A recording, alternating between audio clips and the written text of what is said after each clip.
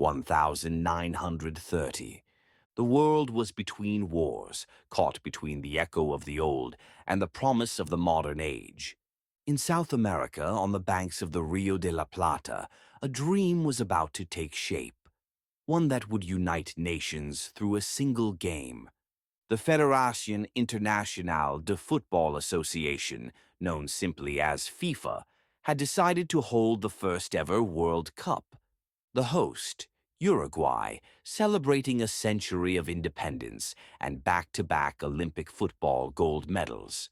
On July 13th, as winter clouds drifted over Montevideo, two matches were set to begin this new chapter in history. In one corner of the city, France faced Mexico. In another, on the rugged, uneven field of Estadio Gran Parque Central, the United States would meet Belgium. It was not just a football match. It was the birth of the World Cup. The Gran Parque Central Stadium belonged to Club Nacional de Football, one of Uruguay's proudest clubs. It was a modest ground by today's standards, roughly 10,000 spectators, wooden stands, and a pitch that had seen better days. The grass was patchy, the lines were hand-drawn with chalk, the goalposts were wooden. Yet on that cold Sunday afternoon, history did not care for perfection. A small but curious crowd gathered, wrapped in heavy coats, unsure of what exactly they were witnessing. There were no grand television cameras, no international press caravans, just a handful of local journalists and FIFA officials recording the moment for posterity. At 2:15 p.m. local time, a whistle pierced the chilly air. The first World Cup match for the United States had begun.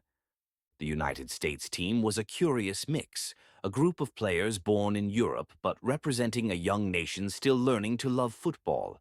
Soccer in America in 1930 was a game of immigrants. Many players came from Scotland and England, men who had worked in factories or steel mills before chasing this unlikely dream across the Atlantic. Their captain, Tom Flory, was a forward from Rhode Island, steady, composed, and respected.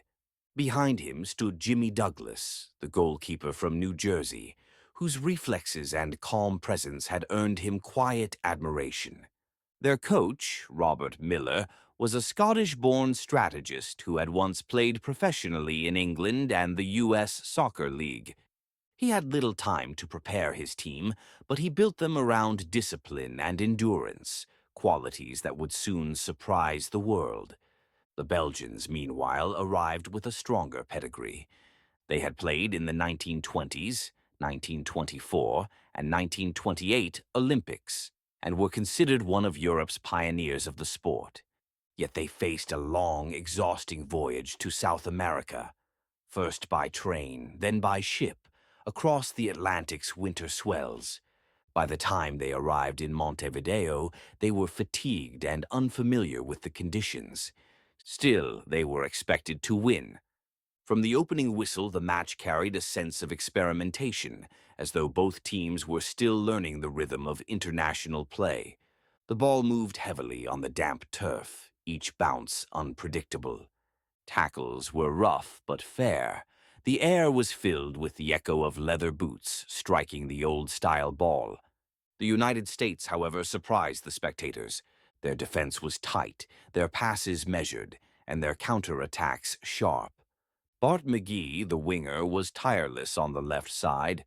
Jim Brown, a young Scottish-American forward, battled for every ball.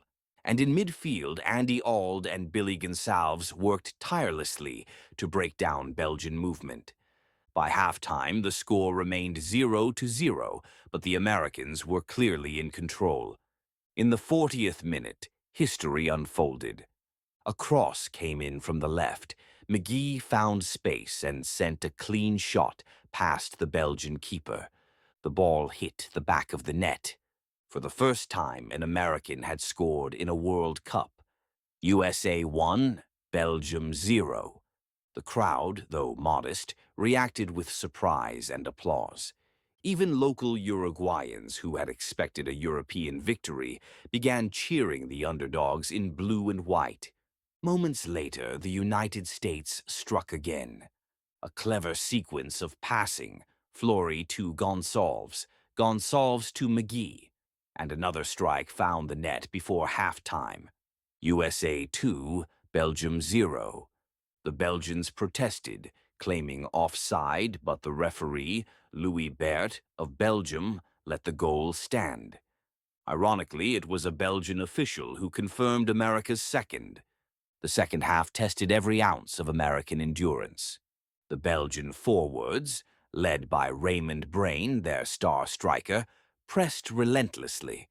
They sent long passes through the wind, searching for a breakthrough, but the U.S. defense held firm. Goalkeeper Jimmy Douglas delivered one of the finest performances of the early World Cup era. He caught, punched, and smothered every attempt that came his way, earning him praise even from opposing players. Midway through the half, the Americans sealed their triumph. A fast counter-attack found Bert Patenaude, the young striker from Massachusetts, in open space. He launched a clean shot past the Belgian goalkeeper. USA 3, Belgium 0. It was complete. The United States had stunned Europe.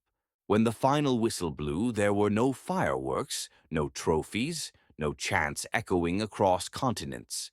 The players shook hands quietly. The small crowd applauded politely. But in that understated moment, history had been made. The United States, a nation barely known for football, had just recorded the first shutout victory in World Cup history. Their goalkeeper, Jimmy Douglas, was officially credited with the tournament's first clean sheet. And Bert Patenaude, though his fame would grow in the matches to come, began his journey toward becoming the first player to score a World Cup hat-trick just days later against Paraguay. Word of the American victory traveled slowly. In those days, there were no satellite broadcasts or instant updates, only telegrams and brief newspaper clippings. Back home, few Americans even knew their national team was competing in Uruguay. But among the footballing nations of the world, whispers spread. The Americans can play. In Montevideo, local fans adopted the U.S. team as their secondary favorite, admiring their spirit and simplicity. For Belgium, it was a bitter lesson, one that underscored how unpredictable this new tournament could be. The result stood as one of the great surprises of 1930, and it set the tone for the drama that would define the World Cup for generations. Decades later, historians would revisit that match and marvel at its significance. It marked not only the United States' first step into global football, but also the beginning of a sporting event that would capture the hearts of billions. The players who took the field that day were not superstars or celebrities. They were carpenters, machinists, and part-time professionals who chased a ball in the Uruguayan winter, unaware they were etching their names into history. The United States would not reach those heights again for more than 60 years. But in Montevideo on July 13th, 1930, they became pioneers, symbols of possibility in a world discovering the power of the beautiful game. Every World Cup since has begun with echoes of that day. The chalk lines at Grand Park Central, the wooden goalposts, the modest crowd that witnessed something timeless. The flags, the anthem, the whistle, all trace their lineage back to that cold afternoon in Uruguay. In the grand chronicle of world football, the match between the United States and Belgium stands as the first victory by a non-European nation, and one of the first two matches ever played in World Cup history. It was not filmed. There are no surviving photographs of the goals, but its spirit lives on in every opening match, every debut, and every underdog who dares to believe. Because on that winter day in 1930, in a small Montevideo stadium, the world witnessed the first spark of something eternal, the World Cup.